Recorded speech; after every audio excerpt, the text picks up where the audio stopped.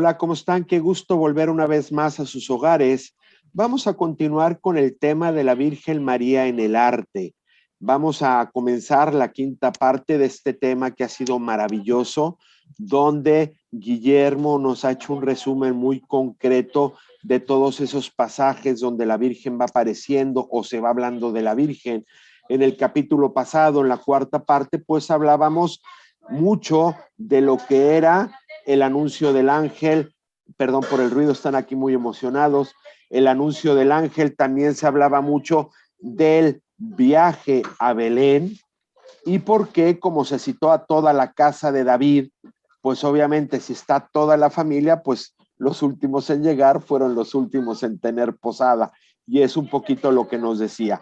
Y también se mencionaba que el anuncio, pues fue, o el nacimiento de Cristo es para los judíos y para todo el mundo. Es decir, se mencionan los reyes como parte del mundo o los sabios y los pastores como parte del pueblo judío. Guillermo, si me equivoco, pues nos corriges. Y hoy vamos a comenzar con las distintas, o vamos a continuar con esas distintas imágenes en la Biblia, en el Evangelio más bien, donde aparece la Virgen María, no donde es protagonista, sino donde ella participa. Sin más, creo que comenzamos con el tema de la presentación y sin más les dejo con Guillermo. Marina, gracias por acompañarnos, te echamos de menos la semana pasada. Bienvenidos. Bueno, pues buenas tardes. Gracias, Jorge, por la introducción y por el magnífico resumen de la última vez. Espero que hoy podamos ir un poquitín más rápido, pero ya han visto que cuando uno se emociona, pues nada, me voy como gordo en tobogán y pues esas cosas pasan. Después de lo que vimos la semana pasada, que fue el anuncio del ángel tanto al pueblo judío como a los gentiles, que vienen presentados por los magos, sigue la presentación de Jesús en el templo. Que eso es algo que nosotros no hacemos. Es una costumbre francamente judaica y que nos habla muchísimo, tanto de la filiación o pertenencia del pueblo judío a Dios, como incluso de la humanidad de Cristo, y podríamos decir una primera anticipación de lo que será su pasión. Nosotros, los cristianos, bueno, casi todas las culturas, o las religiones, cuando nace un crío, pues hay que introducirlo en la religión en la que se va a vivir.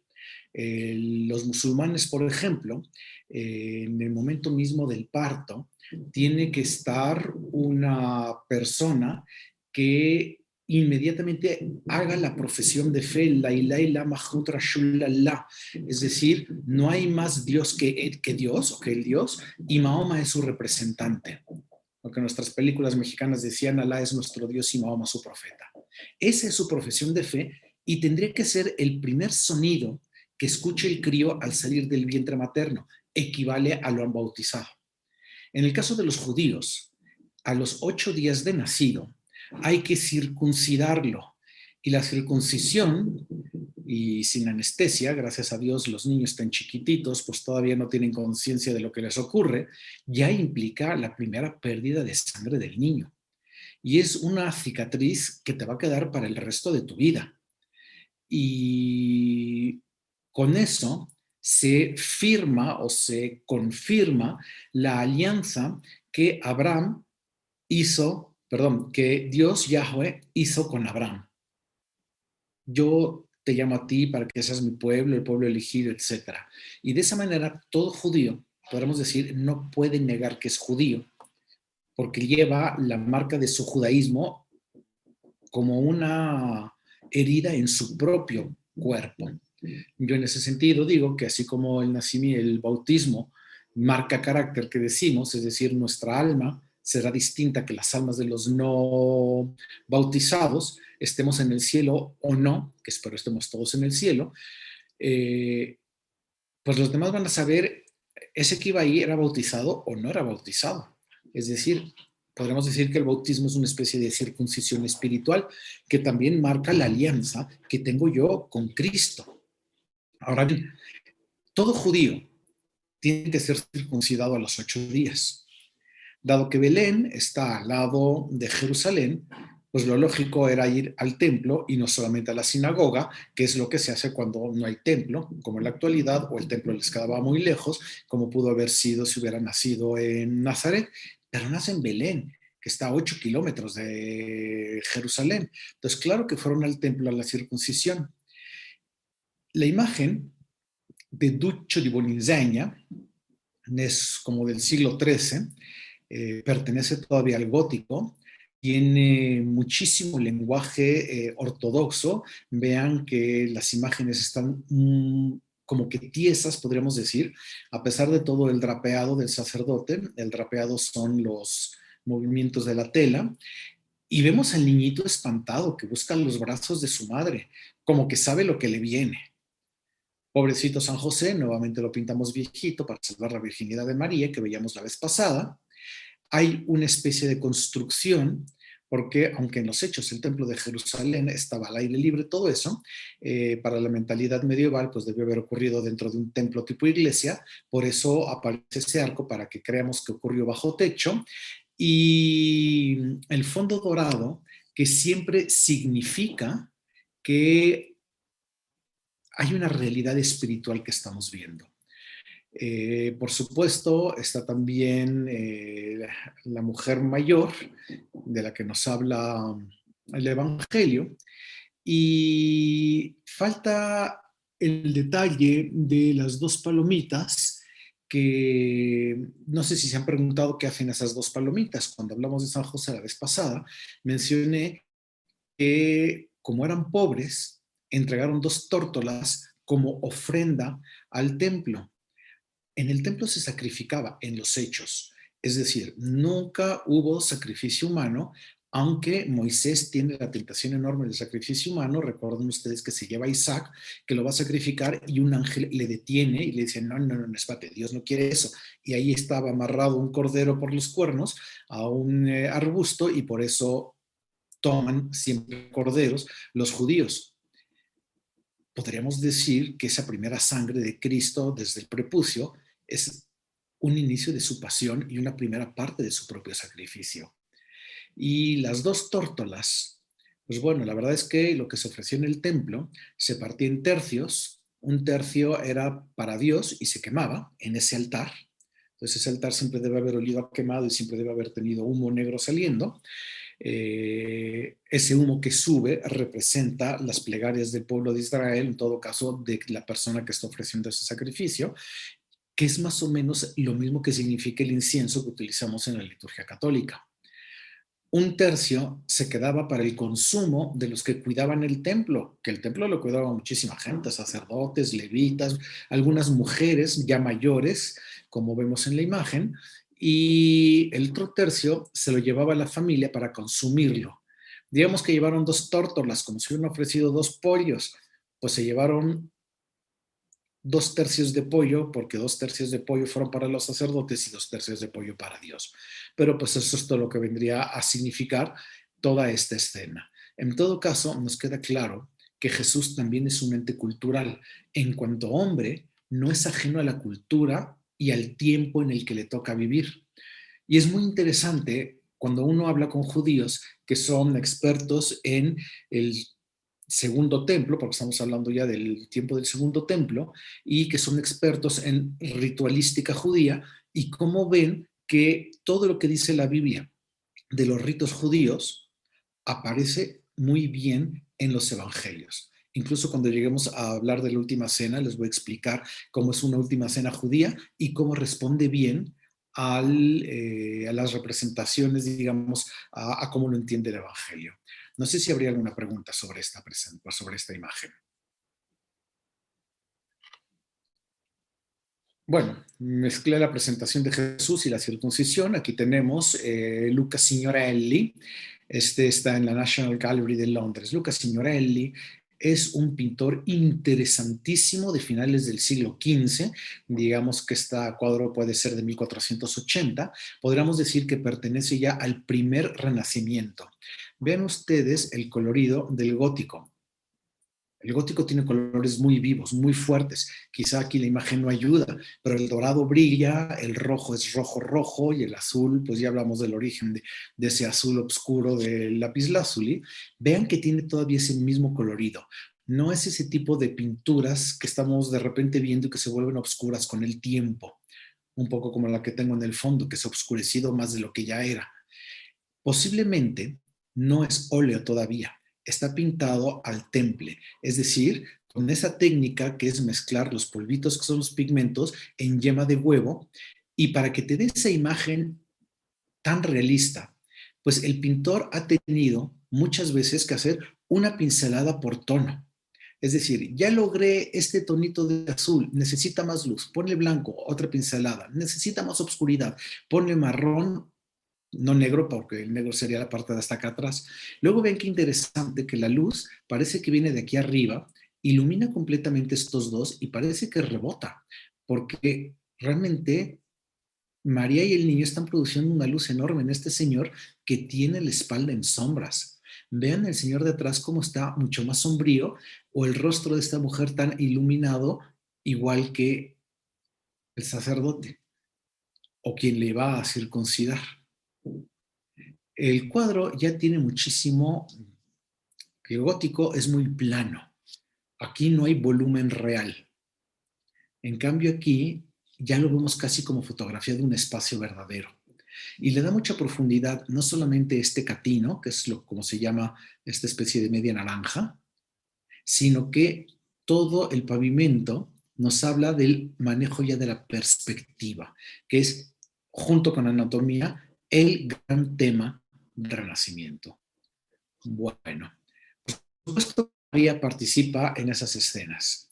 Por supuesto, a una madre no le gusta que su hijito llore, aunque sepa que es parte de la tradición del pueblo, aunque sepa que es parte incluso de su vida religiosa. Y mucho menos cuando recibe el anuncio de que este niño es quien es y que a ti una espada te atravesará de dolor el pecho, que ese es el origen de la representación de las dolorosas, que ya veremos también en su momento. Esta Virgen con el corazón, con una espada o incluso con 7 espadas atravesándosela. ¿Habría alguna pregunta, perdón, sobre presentación del templo de circuncisión? Bueno. Y luego tenemos otro sueño de José. Cuando hicieron esa obra de teatro que se llamaba José el Soñador, se refieren a José el del Antiguo Testamento, que hablaba de sueños, pero resulta que José el del Nuevo Testamento sí que tiene sueños. ¿Cómo entender eso de los sueños? Es muy difícil hablar de lo inmaterial porque nosotros somos materiales. Es muy difícil hablar de lo atemporal porque yo vivo en el tiempo. Como soy materia, vivo en tiempo y espacio, que son las dos dimensiones de la materia. Y el hombre espíritu también es cuerpo, no tengo cuerpo, soy mi cuerpo y no tengo espíritu, soy espíritu. Soy las dos cosas, soy espíritu encarnado, espíritu en cuerpo, si lo queremos decir. Y cuando yo quiero hablar de lo meramente espiritual, lo hablo desde mi realidad espacio-temporal, lo hablo desde la materia y necesito figuras del tiempo y del espacio para poder expresar lo que es ajeno al tiempo y al espacio. Y por eso diré cuestiones sobre Dios, de lo que se conoce como la teología negativa, que te tratan de explicar lo que Dios no es para que tú entiendas lo que Dios sí es. Dios es infinito y la materia es muy finita, es decir, tiene fines, tiene límites. Esta taza que tengo yo aquí termina aquí. No hay duda, no es la taza absoluta, ni mucho menos. En cambio, Dios sí. Pero ¿cómo lo hago para meterlo en mi cabecita? Bueno, hay muchas realidades espirituales que los que escribieron la Biblia, pues tenían claro lo que pasaba, que para eso es ser revelado, pero necesitaban explicárselo a sus contemporáneos con palabras que ellos tuvieran y supieran y que también sus contemporáneos les entendieran. No decían, es que la santidad es la inhabitación de la Trinidad en el espíritu humano. Dices, wow, qué padre está la definición. Ahora dímela con palitos y bolitas. ¿Recuerdan ustedes que cuando se aparece el Espíritu Santo sobre Cristo en el bautismo, el mismo San Juan no encuentra palabras para decir, híjole, y entonces el Padre se oyó la voz, acá estaba el Hijo, y yo no sé qué, ¿cómo te digo? Un algo, o un alguien, imagínate como una palomita le bajó. No es que el Espíritu Santo en los Hechos sea una paloma, es que San Juan no tiene otra palabra u otra manera para explicarlo. Cuando Dios habla en la Biblia, se revela personalmente a alguien, lo que sería una revelación privada o particular, Papa Benedicto dice ocurre en la imaginativa de la persona, lo cual no significa que sea falsa, ocurre en los hechos, pero la persona lo reconoce desde su imaginativa. Pero como la Biblia y la gente del siglo I no tenía todavía el lenguaje de Papa Benedicto, que tiene el conocimiento de 20 siglos posteriores y que hemos ido aprendiendo, pues los escritores sagrados o nos van a hablar de que se apareció un ángel y le dijo, o que Dios le habló en sueños. Mensaje de nuestros patrocinadores, si sueñas algo no tienes que ir y ejercerlo. Ay, es que soñé que Dios me pedía que matara a Jorge Vela. No, no lo hagas, no funciona así la cosa. José va a tener sus propias revelaciones y va a estar convencido de ellas y por eso va a actuar. Aparecerá bajo el término los sueños que tuvo José. Y pues a José le hablan en sueños. Antes, ¿se acuerdan que se entera de que María está esperando y dice, pensó en rechazarle en privado? ¿Por qué en privado? Porque Jesús no le quería hacer daño a María. Pero Dios le tuvo que decir a José de alguna manera, oye tío, espérate, tú eres parte del plan y he confiado en ti. Te he pensado para María y te he pensado para educar a mi hijo. Aquí tenemos entonces uno de los sueños de José, quizá previo al nacimiento de Cristo, que no aparece aquí Cristo. No sé si María esté todavía embarazada o el niño esté dormido en el regazo de María. Curiosamente atrás se ven los dos animales famosos, el burro y el buey. Y aquí tenemos a José dormitando, medio sentado, quizá apoyado en la roca, y el ángel que le susurra el siguiente paso a dar. Rembrandt, barroco, y hemos visto las características del barroco, una sola luz, un solo foco, artificial, porque no ilumina toda la cueva, dividir el cuadro en dos triángulos, donde el triángulo de abajo está mucho más lleno y luminoso que el de arriba. Ya sabemos leer y distinguir un poco las épocas. Y los sueños de José son, acepta a tu mujer y toma a tu mujer y márchate, porque Herodes, ¿qué crees? Se ha enterado por los magos que es posible que haya nacido el Mesías, ha averiguado con todos los sacerdotes dónde debería de nacer el Mesías y le ha dicho que la Biblia dice, y tú, Belén de Efratá, y pues después los magos entienden que fueron imprudentes y que mejor se tienen que ir por otro lado, y Herodes, pues que se monta sobre sus 5, se enfada y dice, a por todos los niños menores de 2 años. ¿Por qué menores de 2 años y no recién nacidos? Eso nos debería dar sospecha. Pues lo más seguro es que en el momento del nacimiento el ángel anuncia a los pastores, el pueblo judío. Posiblemente en el momento del nacimiento el ángel anuncia o se anuncia con los magos. Y los magos hicieron su viaje desde Babilonia, donde estuvieran, hasta Palestina. Habrá pasado 8 o 9 meses. Y de que salieron y que Herodes se dio cuenta, habrán pasado 3 o 4 meses. Entonces Herodes dice, pues ya no estamos hablando solo de un recién nacido. ¿Cuántos fueron los santos inocentes? realmente es un detalle que esperemos pronto se solucione. La arqueología nos dice que Herodes murió el año 4 antes de Cristo. No sé si fui claro. Herodes manda a matar a todos los niños porque sabe que nació Cristo y las fechas dicen que nació antes de Cristo. Eso quiere decir que nuestro calendario tuvo un error con el primer monjito que decidió medir y ponerle fecha a los años, y parece que ese monjito se equivocó entre 3 y 6 años. Consideremos entonces que Cristo nació el año 6 antes de Cristo, lo cual haría que Cristo en su crucifixión no tenía 33, sino quizá hasta 39 años. No son datos importantes, no cambian nuestra fe, no cambian la realidad de las cosas. Ahora bien, hay un libro magnífico, muy bueno para perder la fe, que se llama Y la Biblia tenía razón. Digo que es bueno para perder la fe, lo escribió un pastor luterano, y la gran diferencia entre los luteranos y los católicos es que los católicos creemos en la providencia, mientras que los luteranos creen en el destino. Este escritor, además de ser pastor protestante, es arqueólogo. Y si tú tienes claro que él piensa en la predestinación y no en la providencia, es un libro interesantísimo, porque él trata de demostrar desde la arqueología que todo lo que dice la Biblia es verdad. Es interesantísimo, la verdad que sí. Lo único que es que hay que ver que lo que ocurre en la Biblia ocurre por providencia, no por destino. Si tú tienes claro ese detalle, dale una lectura. Y es un libro viejo, debe ser de los años 60, 70 del siglo pasado.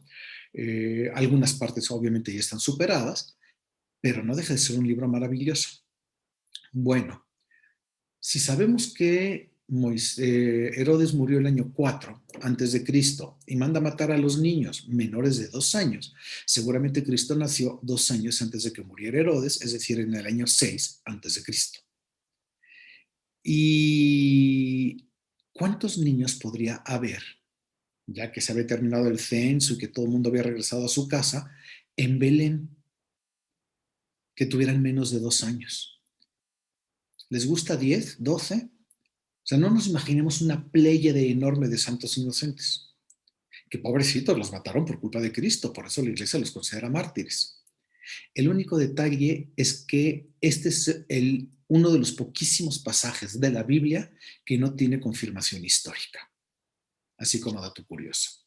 Bueno, pero ahí no aparece la Virgen y ya me salí típicamente de tema. A José le dicen, pues mira, toma al crío y a su madre y escapa porque pues Herodes quiere matar al niño.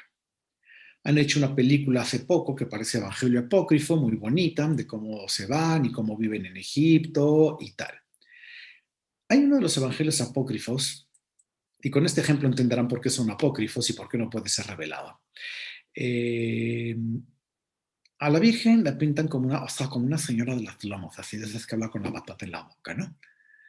Y a José te lo ponen como si fuera Gargamel. ¿Te acuerdas de esa caricatura de siempre está de mal humor? Como de los pitufos. Pues hagan de cuenta. Y entonces ahí va José, viejito, jalando el burro, y María, muy contenta en su burro, dice: ¡ay, Pepe, qué cansada estoy! ¿No podemos descansar a la sombra de esas palmeras? ¿Qué descansar, ni que 8 cuartos te está persiguiendo? Herodes quiere matarnos y tú estás pensando nada más en descansar. Se levanta el niño Jesús, que quizá ya tenía 2 años, que quizá ya balbuceaba, y le dice: Padre mío putativo, no tienes derecho de regañar a mi madre, la Santísima Virgen.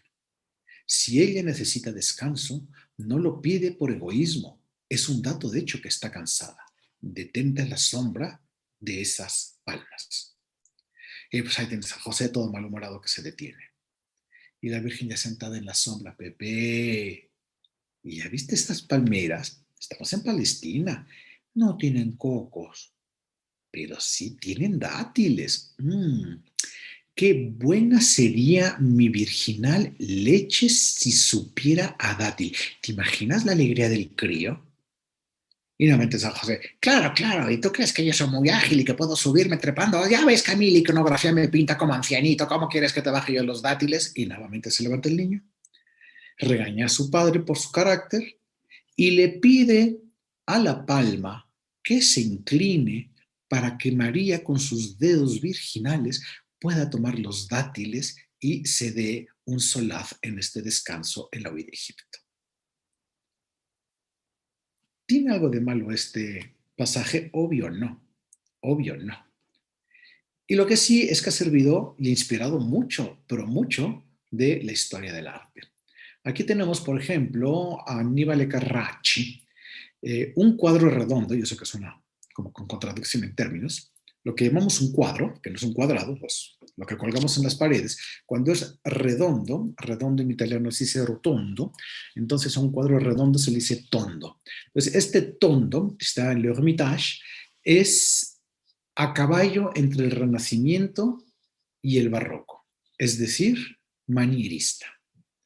Tiene del Renacimiento el conocimiento de las formas, el conocimiento de la hasta perspectiva, de la perspectiva aérea. Vemos aquí donde termina el paisaje, a la mitad del ojo del espectador. Entonces estamos viendo el escena un poquitín de arriba hacia abajo. Vemos el cielo, un celaje bien logrado, los arbolitos como un paisaje italiano. Está perfecto. Aquí está José viejito cuidando al burro. Acá está María con el niño, con los típicos colores de María, como ven, y dos angelitos que están adorando al niño Jesús y embobados con la escena. El cuadro pues está lindo, está bonito. Piquetes de tiempo. Aquí en la Nueva España fue muy popular esta escena. De hecho, era común en las casas tener imágenes de este tamaño más grandes que se articulaban y que tú las vestías. Y entonces la misma imagen de la Virgen la vestían y la montaban en un burrito con José delante y le ponían una almohadilla aquí en el centro para decir es que estamos en Adviento preparando Navidad. Las podrían tener en un mueble. Ese mismo ya después lo hacían nacimiento con una figurita del niño y por eso los nacimientos que conocemos muchos de la colonia son solamente Jesús, María y José, cuando mucho uno o dos ángeles. Y luego esas mismas figuras las utilizaban y vestían a la Virgen con un sombrero de paja, otra vez montada en el burro, pero el niño ya en brazos y se llamaba la huida de Egipto. Y esa misma imagen de la Virgen después la íbamos a vestir de negro para ponerla con un crucifijo o de plano vestirla ya de dolorosa. Entonces, eso se hacía muchísimo en la colonia y pues era bastante catequético, podríamos decirlo. Habría alguna pregunta. La huida de Egipto, que se menciona. ¿Dónde pudieron haber vivido en Egipto? Ya con esto termino. Purititas teorías. Pero si recuerdan, San Pablo escribe a romanos, a hebreos, a colosenses, a filipenses, etc. ¿Quiénes son esos señores? Realmente eran las comunidades judías que ya vivían fuera de Palestina y que se habían juntado en algunas ciudades griegas. Una de esas comunidades judías muy importantes era Alejandría. Pues lo más seguro es que cuando María y José huyen con Jesús a Egipto, hayan tenido parientes, es decir, alguna familia davídica viviendo en Alejandría y que hayan llegado con ellos y posiblemente ya después se habrá independizado José, que sí era muy trabajador. ¿Habría alguna pregunta hasta el momento? Bueno. Y vendrá la infancia de Jesús, que de la infancia de Jesús la Biblia no nos dice nada, nadita.com, absolutamente nada. Simplemente del nacimiento hasta la huida de Egipto y de ahí nos saltamos hasta los 12 años el niño perdido y hallado en el templo. ¿Y en medio qué pasó? Y como somos metiches, curiosos, nos fascina el chisme y meternos en vidas ajenas, pues muchos de estos evangelios apócrifos decidieron inventarse o dedujeron, si lo prefieren, qué pudo haber pasado. Y hay muchas, muchas historias simpáticas de la infancia de Jesús. En todo caso, tenemos aquí un cuadro que es plausible, pudo haber ocurrido. Aquí tenemos nuevamente a José viejito. ¿Cómo sé yo que este es José? Va vestido de verde, con el manto ocre. Sé que esta es María porque lleva el manto azul, del azul tan caro, y el rojo, que es el color del amor, de la caridad. Y aquí tenemos a la madre de San Juan, que ya es vieja respecto a María. Y aquí tenemos a San Juan, niño, jugando con Jesús, niño. Todos son santos, traen su aureolita, pero Jesús tiene que traer una cruz en su aureola. Es el único que puede traer cruz en la aureola dentro de la iconografía. Entonces, esta imagen no aparece en los hechos en la Biblia. El estilo es clarísimo, Rafael, este es renacimiento puro y duro. Tenemos el interés de la perspectiva aérea, como vemos atrás. Tenemos la unión de lo terrestre con el mundo celestial y una composición típica de Rafael que le gustan mucho los cuadros simétricos. Prácticamente en un cono entran todas las figuras. Prácticamente el cuadro pesa lo mismo de un lado que del otro. Eso es típico de Rafael. Y la anatomía, pues es perfecta, porque es renacimiento puro. Entonces, la Sagrada Familia con San Juanito y San Juan Bautista Niño viene representado también solo y en muchas otras ocasiones. ¿Y cómo pudo haber sido la vida diaria? Millet, este es un cuadro ya del siglo XIX, nos representa la carpintería, el taller de San José. Están trabajando algo sobre esta mesa, como unos tablones, no sabemos qué vayan a hacer con estos tablones, parece una puerta. Aquí tenemos a San Juanito Niño, el primo, lo reconocemos porque viene vestido de pieles, que es lo típico de San Juan. Posiblemente esta es la madre de la Virgen que le está ayudando a San José en el taller. No sabemos quién es este chico, si nada más sea así como que un ayudante. Y aquí en el centro, María y Jesús. ¿Cómo habrá sido la casa de Nazaret? Pues yo me imagino que debe haber sido muy simpática, muy divertida. Yo siempre me he imaginado que Jesús hacía bromas. Y si tienen duda del buen humor de Jesús, no se imaginen a Jesús siempre serio y leyendo la Torá. No, no, no, no, no. Jesús debe haber tenido así como que un sentido del humor hasta filoso. Yo me acuerdo, por ejemplo, esta parte donde le preguntan, después de que ha hecho un milagro, ¿y tú con qué autoridad haces eso? Y Jesús les dice, ¿y ustedes con qué autoridad me lo dicen? Casi casi hasta le saca la lengua, leiro, leiro. Debe haber sido muy simpático Jesús. Debe haber sido una casa alegre. No digo una casa rica, no digo una casa en que sobrara. Era una casa pobre, porque pues no, nunca se menciona que fueran ricos. El rico era el abuelo, si se acuerdan, de acuerdo al Evangelio Apócrifo. Pero José y María, pues viven en una cueva a la cual le pusieron una fachada. Eso se ve en una Nazaret con muchísima claridad y así viven todavía algunos gitanos en el sur de España, en Granada particularmente. Era una familia pobre, porque era una población pobre en general, el pueblo judío en tiempos romanos. Pero debe haber sido una familia tranquila, no debe haber habido pleitos en la casa. Te dije que hicieras tu cama, ¿por qué llegaste? Yo me imagino que eso sí estaba bastante ausente. E incluso cuando Jesús se pierde, es muy amable la forma de regañarlo. ¿Por qué nos has hecho esto? Es un regaño. Pero no es escuincle de porra, otra vez con lo mismo. Entonces procuremos en casa también tener un ambiente así bonito hasta donde la vida y el carácter nos permitan. Preguntas, dudas, quejas. Ciertamente he mencionado, pero me lo salté por falta de tiempo, el niño perdido y hallado en el templo, donde por supuesto María. Todos los años los judíos, Guillermo, Palestina es pequeñito y hoy es tiempo, ya había el reloj. no. Y la siguiente Guillermo, yo pregunta. quería hacerte una pregunta.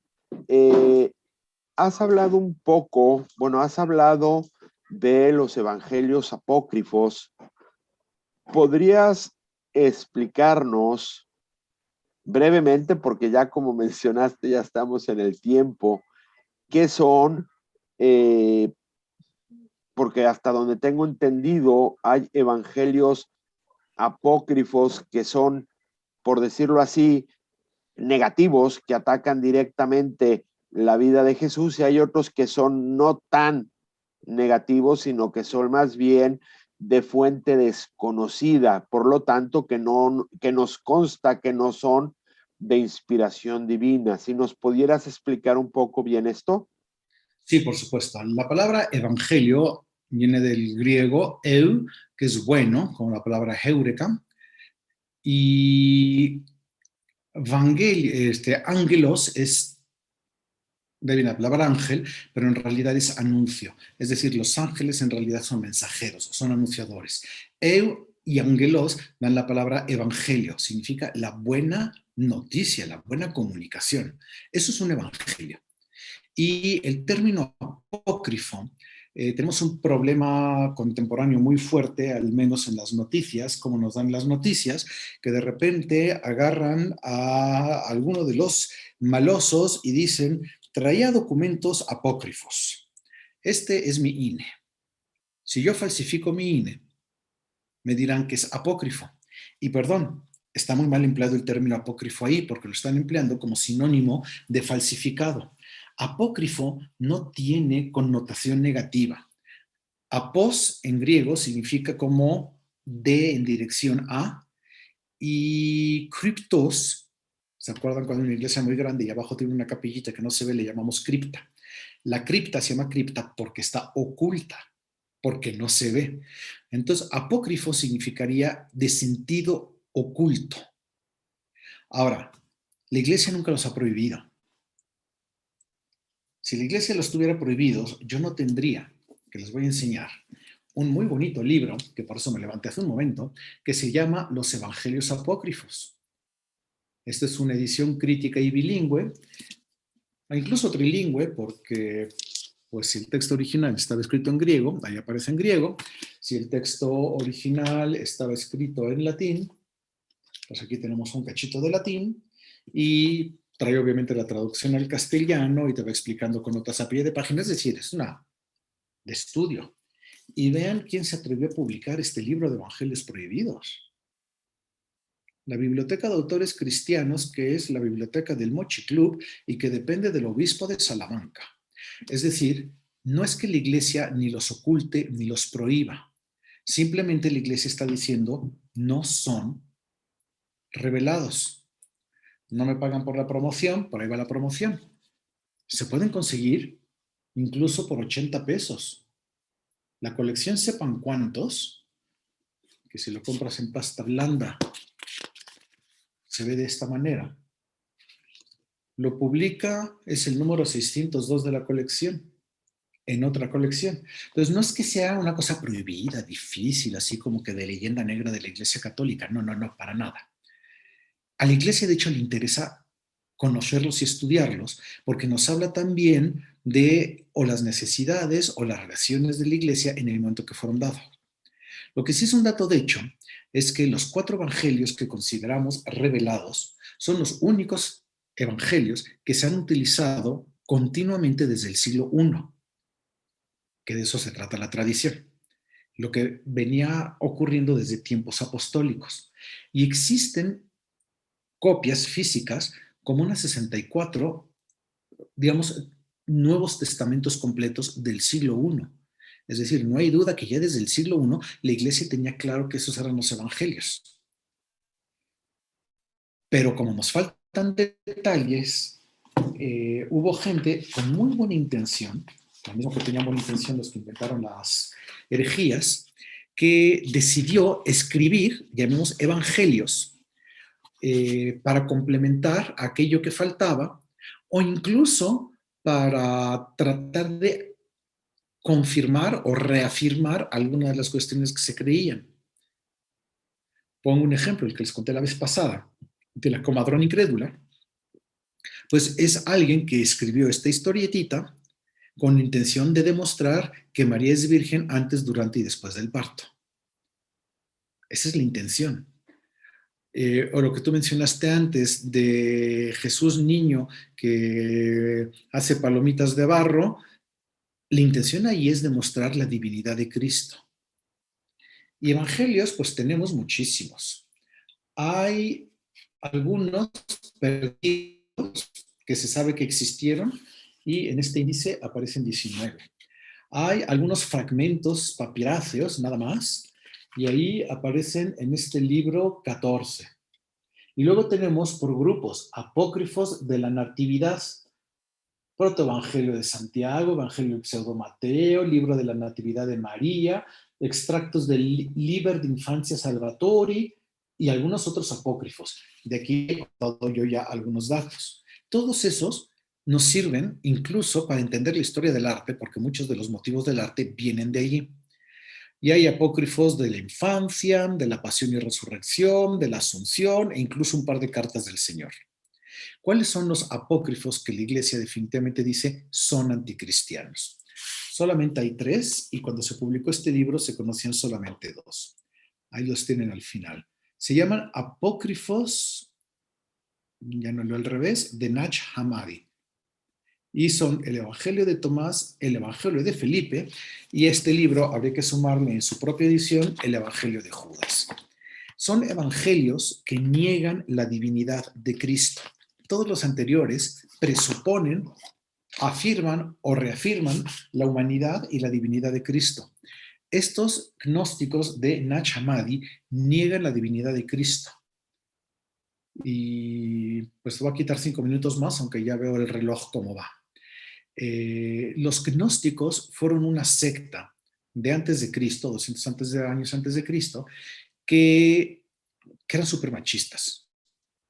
Creían que había 2 dioses absolutos que se peleaban constantemente contra ellos, y estos eran un dios bueno que luchaba contra el dios malo, pero las características del dios bueno es que era espíritu, por ende el dios malo era materia. El dios bueno era luz, por ende el dios malo era obscuridad. El dios bueno era masculino, el dios malo era femenino. Entonces era una secta que solo admitía varones y solo podías entrar por invitación. Digamos que yo, si fuera de la secta, te puedo invitar a ti, Jorge, pero Marina, sorry about that. 300 años después de fundada esta secta, ya en torno al año 150 o 200 de nuestra época, en el norte de Egipto, quedaba un pedacito de esta secta y va a tomar del cristianismo prestado su lenguaje. De manera que el Dios bueno, bueno, bueno, bueno, podríamos decir que equivale a Dios Padre. El Dios malo, malo, malo, pues puede que sea Don Sata. Pero el hombre tiene el problema enorme de que es materia y es espíritu. Y ellos decían, pues hay que lograr quitarle la materia al hombre, porque el hombre solo es espíritu. Y no hagas esa cara, Marina, porque aquí tampoco eras invitada. Aquí ya seguía solo para varones. Y son los que escriben sus teorías con nombre cristiano. ¿Qué pasa con Jesús?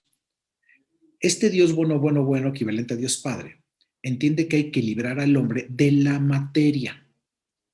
Y entonces crea un ser superior al hombre, pero inferior a Dios, que es Cristo. Ups, acabamos de decir que entonces Cristo sería creado. Por eso enfatizamos en el credo que Jesucristo es concebido, no es creado. Es concebido del Padre, no es criatura del Padre. Para que quede claro que es luz de luz y Dios de Dios. O sea, el credo, cuando se establece, está también contestando a las herejías de su momento. Estos evangelios gnósticos, el más famoso es el Evangelio de Judas. Y el Evangelio de Judas, muchos de nosotros lo conocemos, quizás sin ser conscientes, porque hubo este señor cuyo nombre no recuerdo, que ha hecho unas obras de teatro magníficas en Broadway. Y creo uno que se llama Jesucristo Superestrella. La música es magnífica. A mí me fascina la música en cuanto a música. Pero si tú ves la obra, particularmente la película de cine que salió en los años 70, pues le faltan un par de detalles. No sale la Virgen María. En todo Jesucristo Superestrella brilla por su ausencia la Virgen María. El héroe de la película no se llama Jesús de Nazaret, se llama Judas. porque el Evangelio de Judas, que ya se descubrió y le dio a conocer National Geographic y lo publicaron como el Evangelio secreto de Judas y cosas por el estilo, pues había estado perdido. De hecho, este libro menciona un Evangelio de Judas que está desaparecido y que ya después apareció, bendito sea Dios. El Evangelio de Judas dice que este Dios bueno, bueno, bueno, que crea este eón o este Cristo que es criatura, toma prestado el cuerpo de un inútil. Era tan inútil que no se había casado. Seguía con el oficio de su papá porque no fue capaz de hacer su propio negocio. Bueno, vivía todavía con su madre, imagínense, ¿qué podemos esperar de alguien así? Y de repente sale predicando cosas, porque decían, claro, esta especie de divinidad menor tomó el cuerpo de este chico, empezó a predicar, hizo muy buena amistad con Judas y le pidió a Judas, no solamente le reveló toda la neta, sino que cuando ya se sepa y ya esté en peligro mi vida, tú por favor me liberas. Y en ese momento despierta este Jesús que no se ha dado cuenta porque estuvo como stand-by mientras actuaba este espíritu en él y no entiendo por qué lo están azotando y por qué lo van a crucificar. Y si tú ves la película de Jesucristo Superestrella, no solamente es Judas el héroe, toda la película gira en torno a Judas, no a Cristo.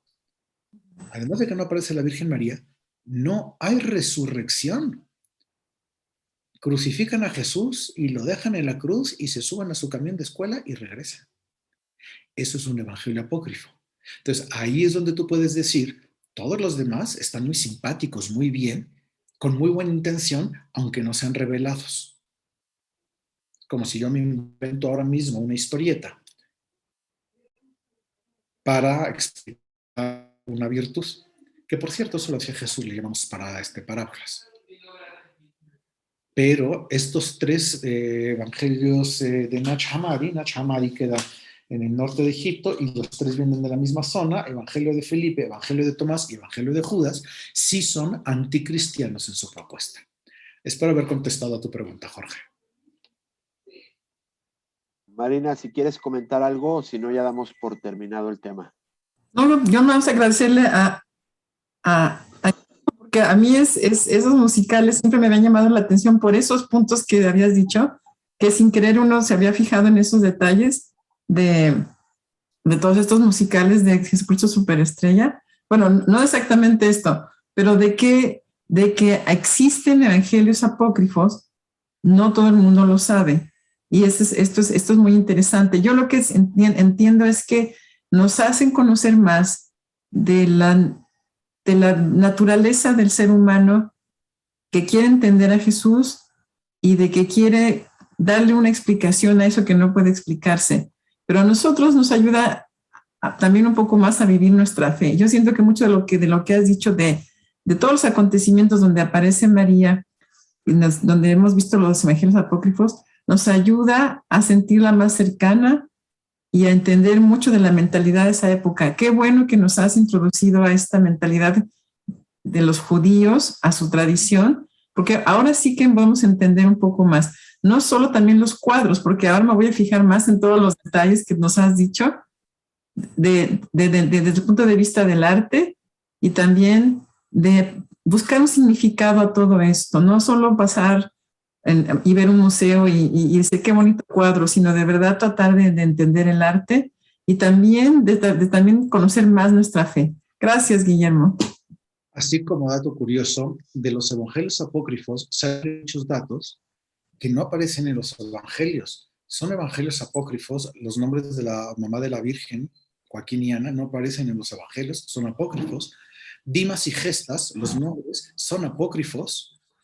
Los nombres de los magos, Melchor, Gaspar, Baltasar, son apócrifos. Bueno, figuras tan importantes. Rezamos la Vía Crucis. ¿Y cuál es la cuarta estación de la Vía Crucis? La Verónica enjuga el rostro de Cristo. Y tampoco aparecen los evangelios. También son evangelios apócrifos. Es decir, la iglesia misma ha tomado de los evangelios apócrifos cosas. Bien, bien interesante. ¿Vamos a continuar la próxima semana con este tema? Supongo que sí, porque de repente les digo que se me van las cabras al monte y pues mientras me tengan paciencia, yo puedo seguir hablando. Pues Guillermo, bienvenido para la próxima semana. Y sin más, pues gracias por tu participación, gracias Marina, y que Dios los bendiga. Nos vemos la próxima semana. Vale, chao, chao.